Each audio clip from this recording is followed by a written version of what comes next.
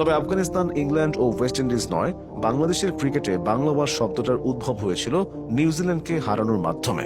2010 সালের 17 অক্টোবর মিরপুরে বাংলাদেশ নিউজিল্যান্ডের 5 ম্যাচের সিরিজের শেষ ম্যাচ। এর আগে বৃষ্টির কারণে একটি ওয়ানডে পণ্ড হয়ে যাওয়ার পর তা পরিণত হয়েছিল 4 ম্যাচের সিরিজে।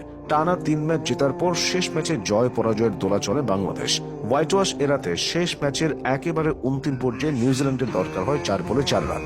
বোলার ছিলেন রুবেল হোসেন। চরম শ্বাসরুদ্ধকর পরিস্থিতিতে কিউইদের শেষ ব্যাটসম্যান কাইল মিলসকে বোল্ড করে দেন রুবেল। নিশ্চিত হয় নিউজিল্যান্ডের ধবল ধোলাই। ধারাভাষ্যকার আতার আলী খান এর নাম দিয়েছিলেন বাংলা ওয়াশ। তারপর থেকে এটি ছড়িয়ে যায় সমর্থকদের মুখে মুখে। 2010 সালের পর 2013 সালে আরো একবার কিউইদের বাংলা ওয়াশ করে টাইগাররা। মিরপুর ও ফতুল্লায় অনুষ্ঠিত 3টি ওয়ানডেতে ব্র্যান্ডন ম্যাককালামের দল হেরেছিল বেশ বাজেভাবে। মুশফিকুর রহিম, সোহাগ গাজী, নাইম ইসলাম ও রুবেল হোসেনরা সে সিরিজের টপ পারফর্মার ছিলেন। 2015 সালকে বলা হয় বাংলাদেশ ক্রিকেটের সোনালী সময়। বিশ্বকাপের কোয়ার্টার ফাইনাল খেলা, মাশরাফির ক্যাপ্টেন্সি এবং মুস্তাফিজের আগমন, সব মিলিয়ে সময়টা ছিল অন্যরকম। ভারত ও সাউথ আফ্রিকার মতো দলকে বাংলাদেশ ওয়ানডেতে সিরিজ হারিয়েছিল। পাকিস্তানকে তো হোয়াইট ওয়াশ তথা বাংলা ওয়াশই করে ছেড়েছিল।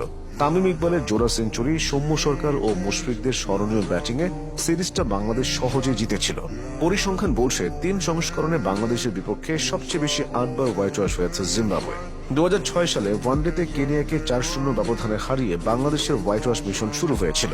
টেস্টে 2-0 ব্যবধানে 2009 সালে ওয়েস্ট ইন্ডিজকে হারিয়ে হোয়াইট ওয়াশ করে বাংলাদেশ। আর 2012 সালে আয়ারল্যান্ডকে টি-20তে 3-0 হোয়াইট ওয়াশ করে লাল সবুজের দল।